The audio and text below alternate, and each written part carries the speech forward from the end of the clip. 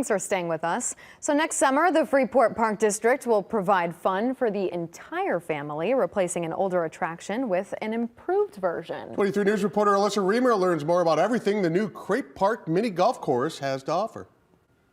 Freeport Park District leaders say they reimagined the mini golf course at Krape Park after realizing it needed a bunch of costly repairs and it wasn't exactly accessible. The updated 18-hole mini golf course expects to open in May of 2024 in Krape Park. The course will sit in the same spot near the baseball field, bathrooms, and the pickleball courts. Ron Schneider is the Freeport Park District Executive Director. He says the course will also be wheelchair accessible and will even feature unique interactive art displays. Something to be fun for all ages and abilities. So no matter if you're young or old, families could come out, children, grandparents. So we wanted a course that, everyone can participate in.